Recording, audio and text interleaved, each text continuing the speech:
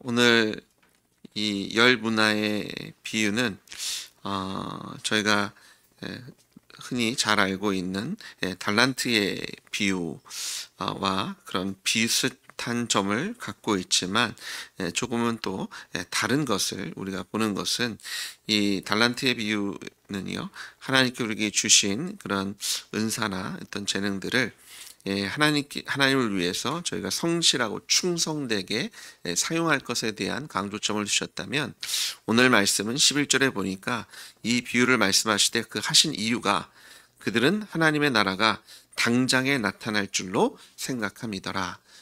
그들이 아주 급하게 곧 올 하나님의 나라를 기대하고 있기 때문에 이것에 대해서 제대로 그런 그 가르침을 주시기 위해서 하나님 나라에 언제 임할지, 또 그 하나님의 나라가 임하는 것을 우리가 어떤 모습으로 기다려야 할지를 가르쳐 주시기 위해서 주신 말씀인 것을 보게 됩니다. 한 귀인이, 어떤 귀한 사람이 이제 왕위를 받아 가지고 오려고 먼 나라로 갈 때에, 이것은 마치 예수님께서 이제 승천하신 후에 다시 이 땅에 오셔서 우리를 하나님의 나라로 인도하실 그 마지막 때를 이야기하고 있는 것을 우리가 보고 있고요. 예수님께서 비유하실 때 사실은 이와 비슷한 일이 있었다고 합니다. 그 헤롯 대왕이 죽은 후에 자신의 세 아들에게 안티파스, 빌립, 아켈레오에게 분할해 주었는데요. 이런 그 왕위를 넘겨줬는데 이것을 로마 정부로부터 승인을 받아야 했다라고 합니다. 그래서 유대 지방을 분할받은 아켈라오는 로마 황제의 인준을 받기 위해서 로마로 떠났고요. 그리고 유대인들은 이런 아켈레오를 싫어해가지고 또 사절단을 구성해서 로마로 그런 사람들을 보냈다고 합니다. 우리는 이 왕을 원하지 않습니다. 하지만 그런 것이 되지 않고 실패했고요. 이제 아켈레오가 왕위를 잇는 것을 보게 됩니다. 그래서 예수님께서 이 비유를 하셨을 때 그런 역사적으로 있었던 일들을 빗대어서 사람들이 잘 이해할 수 있는 그런 배경을 가지고 말씀하고 있는 것을 보게 됩니다. 떠나시는데 그 종들에게 열 종에게 열 문화, 각 한 문화씩을 맡기게 되십니다.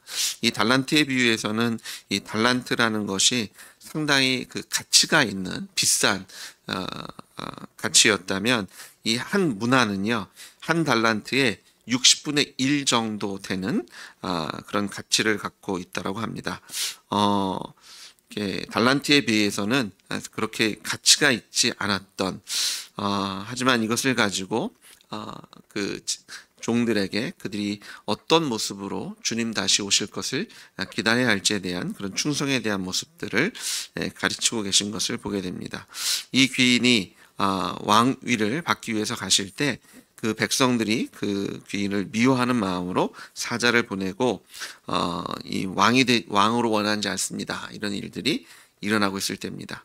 그러니까 종들이 이제 문화를 받았는데 지금 돌아가는 상황을 보니까 이것이 안 될 것 같은, 왕이 되지 못할 수도 있는 것 같은 생각이 드는 상황 속에서 이 종들이 자기네게 맡겨진 일들을 어떤 마음으로, 어떤 충성됨으로 기다리고 있을지, 그리고 이것이 언제 다시 올지 또 모르는 그런 상황인 것을 보게 됩니다. 멀리 떠났다고 얘기하시죠. 그래서 이 먼 길을 가고 돌아와야 되고, 또 주변 상황을 보니까 이 사람이 왕이 되는 것을 싫어해서 이런저런 모습으로 방해하는 일들이 눈에 보이는 상황 속에서 이 한 문화씩을 받은 열 종이 어떤 모습으로 살아가야 할지, 그런데 주시면서 그 종들에게 명령을 하시죠. 15절에 보니까 각각 그 장사할 것을 명하십니다. 내가 돌아올 때까지 장사하라. 그래서 어떤 특별한 명령까지도 주고 가신 것을 보게 됩니다. 그러니까 이 하나도 남겨놓지 않고요. 그냥 그 수건에 감싸였던 사람은 일단 그 자기의 주인이 자기의 주신 명령을 제대로 수행하지 않았던 것을 바라볼 수 있고요. 하지만 나머지들은 수고한 것 안에서 그 왕이 왕권을 가지고 이제 돌아왔을 때 어떻게 장사했는지를 확인하시는, 주님 다시 오실 때 우리의 행위대로 우리를 심판하실 줄 믿습니다. 주님께서 우리에게 주신 것에 대해서 우리가 어떻게 성실하게 살았는지 또 주님께 충성했는지를 주님께서 확인하시고 그거에 따라 주님께서 우리의 성실함을 두고 우리에게 상 주실 줄 믿습니다. 그런 상황 속에서 어떤 한 사람은 10문화를, 어떤 사람은 5문화를, 아마 10명 중에서 대부분은 한 요 정도, 뭐 10개 남긴 사람도 있고 8개든 5개든 어느 정도의 이문을 남겼는데요. 그 중에 한 사람만이 그것을 가지고 아무것도 하지 않고 수건에 싸두었는데요. 그 이유를 보시면 21절에 보니까 이 아무것도 하지 않고요, 수건에 싸두었던 사람은 이 주인에 대해서 잘못된 생각을 갖고 있는 것을 보게 됩니다. 엄한 사람, 당신이 엄한 사람이기 때문에 내가 무서웠기 때문에 뭘 하기가 두려웠습니다. 그러면서 그냥 엄한 사람뿐만 아니라 당신은 두지 않은 것을 취하고 심지 않은 것을 거두나이다. 그러니까 왕에 대해서 왕에 되어 돌아온 이 주인에 대해서 엄청난 오해를 하고 있죠. 당신은 나쁜 사람 아닙니까? 나한테 이거 한 문화 줬지만 내가 이거 잘못했으면 욕을 바가지로 먹을 것 같아서 나 이거 쳐다보지도 않고 건들지도 않았습니다.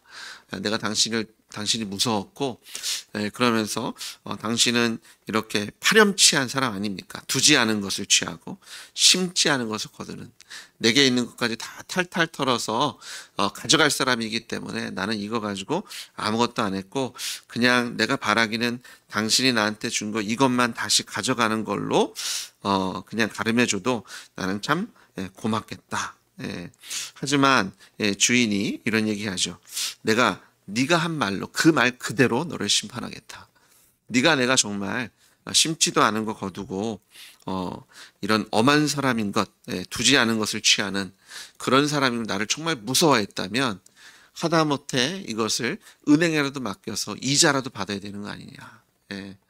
아니면 이건 두고 너의 가진 재산을 가지고 열심히 일해서 이것 외에 네가 정말 나를 그렇게 무서워했다면 이거는 당신이 맡긴 거고 내가 가지고 있는 것을 가지고 내가 열심히 일해서 이런 소득을 얻었으니까 좀 제발 받아주고 나를 좀 가만히 두면 안 되겠냐고 이런 식으로 나와야 되는데 지금 이 사람이 얘기하는 것과 말이 맞지 않는, 네가 나를 무서워하고 내가 이런 사람을 여기고 있지만 지금 사실은 나를 무시하고 있는 거 아니냐. 네가 나를 뭘 무서워하느냐. 내가 정말 무섭다면, 내가 이런 사람인 줄 알았다면 더 악착같이 일하고 나의 것을 더 쏟아부어서 일해야 되는데 오히려 내가 준 것은 가만히 두고 그냥 팽팽 놓은 거 아니냐. 나를 무시한 것 아니라고 심판하시는 것을 바라보게 됩니다.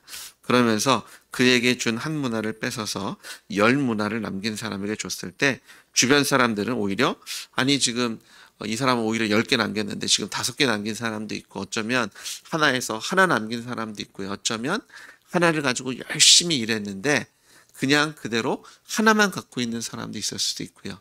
내가 정말 최선을 다했지만 하나를 남긴 게 아니라 반 개만 남겼습니다. 뭐 이런 악재가 있었고 이런 어려움이 있었습니다라고 얘기하는 사람이 있는데 그런 사람에게 주는 것이 맞지 않습니까? 했을 때 주인은 있는 자는 더 받을 것이고 없는 자는 그 있는 것도 빼앗기리라는 그런 하나님의 심판의 메시지를 우리에게 주시고 있는 것을 보게 됩니다.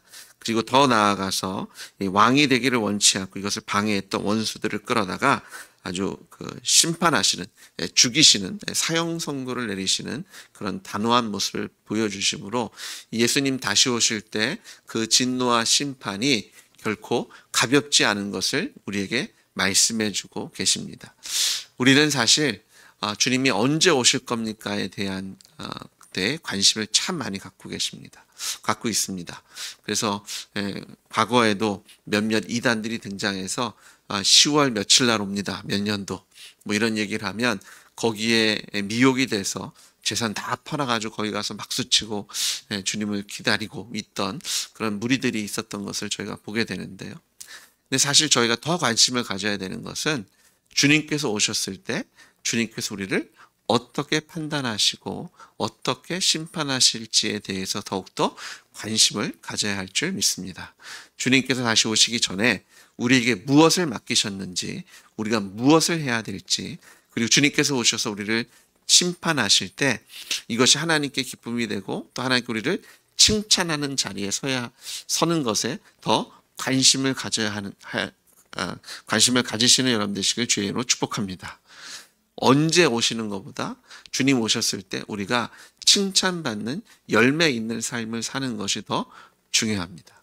그러려면 이 하나님에 대해서 오해가 없어야 합니다. 하나님께서 우리에게 주신 그 사명에 대해서 확신이 있어야 합니다. 오늘 이 왕권을 가지러 가는 귀인은 장사할 것을 명했습니다. 그리고 돌아와서는 어떻게 장사했는지를 확인하고 있습니다. 예, 장사를 했다면 그걸로 됐을 겁니다. 이물을 많이 남겼든 적게 남겼든 그거대로 고을을 맡기잖아요. 10개를 남긴 사람에게 10고을 주시고요. 5개를 남긴 사람에게는 5개를 주시고 그 능력대로 어떻게 보면 이것이 공평한 거죠. 하지만 그거에 대해서 어떤 특별하게 더 칭찬하시는 것이 아니라 동일한 칭찬으로 그 수고에 대해서 칭찬하고 계시는 그런 주의 모습을 바라보게 됩니다. 우리가 하나님께서 우리에게 명령하시는 것에 최선을 다하셔서 하나님께 칭찬 들으시는 여러분 되시길 주님으로 축복합니다. 그럼 하나님께서 우리에게 무엇을 맡기셨습니까? 우리에게 복음을 맡기셨습니다. 우리에게 교회를 맡기신 줄 믿습니다. 마음을 다하고 뜻을 다해서 하나님 사랑하고요. 이와 같이 이웃을 사랑할 것을 명령하셨습니다. 우리가 이웃을 사랑하는 우리가 하나님을 사랑하는 가장 최고의 방법이 뭐예요? 우리가 하나님을 예배하는 거고요. 우리는 예배를 어디서 드려요? 주님의 전에 나와 우리가 함께 모여 예수님의 몸으로서 하나님께 영광 돌리는 줄 믿습니다. 교회를 세우는 것이 하나님께 영광이 되며 이것이 예배되고요. 또 우리가 이웃을 사랑하는 가장 최고의 사랑은 가장 값진 것을 나눠주는 겁니다. 예수님의 십자가 부활의 복음을 나눠주시는 여러분 되시길 주님으로 축복합니다. 예수님의 사랑을 나눠주시는 여러분 되시길 주님으로 부탁드립니다. 이것이 하나님께서 맡기신 거고요. 이것을 가지고 우리를 판단해 주실 겁니다. 그리고 이것에 대해서 하나님 우리를 칭찬해 주실 줄 믿습니다. 이거 아니라 제가 사실은 남겨놓은 거 이거 말고 제가 지금 사실 기다리는데 오랫동안 기다리면 사실 여기에 관심이 있었는데 제가 이것을 연구했고 여기에 나름 이름을 남겼고 내가 이런 성취를 했습니다. 들이밀어도 아니 내가 분명히 너한테 맡긴 것이 있는데 그건 어떻게 했냐고 찾으실 겁니다. 예루살렘부터 땅끝까지 복음 전하라고 하셨고요. 모든 민족으로 제자 삼으라고 하셨고 그리고 무엇보다도 교회를 세우라고 우리를 부르신 줄 믿습니다. 교회를 세우는 것에 최선을 다하셔서 주님 다시 오실 때 칭찬 들으시는 여러분 되시길 주님으로 축복합니다. 자, 그러려면 우리가 하나님에 대한 그런 경외가 있어야 돼요. 주인에 대한 경외. 주님 언제 오실지 모릅니다. 오시긴 할 겁니다. 그런데 돌아가는 상황을 보면 만만치 않습니다. 오히려 세상은 하나님을 대적하고 하나님 없다라고 얘기하고 하나님 무시하고 사는데 오히려 더 잘 살고 잘 먹고 잘 지내는 것 같은 것이 세상입니다. 미혹이 되고 유혹이 됩니다. 언제 오실지 모르는데 나도 조금 게으름을 피워볼까? 나도 이런 것에 관심이 있는데 이거 말고 내 관심을 좀 추구해서 나도 나만의 어떤 기쁨을 누리면 안 될까라는 시험과 유혹이 생길지도 모르겠어요. 이런 사람과 결혼하면 이런 사업을 하면 이런 일을 하면 나한테 기쁨이 되고 나한테 성취감이 될 것 같은데 그런 유혹에 빠지지 않겠습니까? 근데 우리가 하나님을 경외한다면 하나님이 누구신지를 안다면 주님 오실 때까지 우리의 믿음을 지키며 주님께 우리에게 맡기신 일에 최선을 다하게 될 줄 믿습니다. 아무것도 하지 않은 이 한 사람 그는 한 주인에 대한 큰 오해를 갖고 있었어요. 당신은 나쁜 사람입니다. 당신은 나한테 맡겨놓고 나 혼자 두고 그냥 어디 가는지도 모르게 나 그냥 막연히 기다리게 한 사람 아닙니까? 내가 울부짖어도 응답도 안 했고 내가 보니 당신은 나에게 무거운 짐만 짊어지는 그런 사람입니다. 그렇지 않으십니다. 하나님은 오늘도 우리를 사랑하시고 오늘도 우리와 함께 동행하시는 참 하나님이신 줄 믿습니다. 예수님께 이 땅에 오셨고 우리의 죄를 대신해 죽으셨고 부활해 주셨습니다. 그리고 승천하시면서 우리에게 성령 하나님을 허락해 주신 줄 믿습니다. 우리가 찾고 구하고 두드릴 때 주님께서 문을 여시고 찾게 하시고 또 우리의 길을 인도하시며 우리의 기도 속에서 역사하시는 참 하나님이신 줄 믿습니다. 하나님께 어떤 오해, 어떤 근심, 염려가 아니라 부활하신 예수님을 붙잡으시고 온전한 믿음으로 어린아이와 같은 믿음으로 오늘도 주님 의지하며 주님께서 여러분에게 맡기신 삶을 최선을 다해서 하나님께 영광이 되는 그 삶으로 하나님께 기쁨이 되는 여러분 되시길 다시 한번 부탁드립니다. 주님 다시 오시면 심판하십니다. 지금 우리 눈에 떵떵거리고 잘 사는 것 같지만 다시 오시면 그 행위대로, 그 믿음대로 심판하십니다. 그리고 그 진노는 누구도 피할 수 없고요. 주님 다시 오시면 더 이상의 기회가 없습니다. 그것으로 끝이라고 말씀하십니다. 지금 우리가 은혜의 시대에 살고 있는데 그래서 우리가 더욱더 복음 전해야 되고요. 그래서 더욱더 주님께서 우리에게 맡기신 교회를 위해서 최선을 다해야 할 줄 믿습니다. 오늘도 최고의 하나님께 최선을 다하시는 여러분 되시길 다시 한번 부탁드립니다. 기도하시겠습니다. 주님 아버지 감사합니다. 오늘도 우리를 위해 죽으시고 부활하셔서 하늘에 계신 하나님을 아버지라고 고백하게 하시고 부르게 하시는 아버지 하나님, 우리 혼자 고통 속에 눈물 흘리며 홀로 고군분투하게 하신 것이 아니라 우리가 영원히 함께 하시는 성령님 의지하고 우리의 죽으시고 부활하신 예수님의 이름을 힘입어 하나님의 은혜의 보좌로 나오게 하셨으며 하늘 아버지의 사랑과 하늘 아버지의 그 능력으로 오늘도 승리케 하시는 주님을 찬양합니다. 하나님, 오늘도 주님께서 우리에게 맡기신 교회를 사모하며 주님께서 우리에게 맡기신 복음을 선포하고 아버지 하나님, 주님께서 기뻐하시는 그 잃어버린 영혼들을 하나님께로 돌려드리는 또 그들을 사랑하는 하나님의 사랑을 증거하고 온 땅에 선포하는 주님께서 맡기신 일을 감당해 나가겠습니다. 아버지 하나님, 우리가 믿음으로 나아갈 때 주님 우리를 칭찬하실 것을 기대합니다. 또한 우리 혼자 이것을 감당케 하시는 것이 아니라 성령 하나님께서 도우셔서 또 이 일에 힘을 더하시고 또 능을 더하셔서 쓰러지지 않게 하시고 넉넉히 이기며 또 끝까지 믿음 지키게 하실 것을 또한 믿습니다.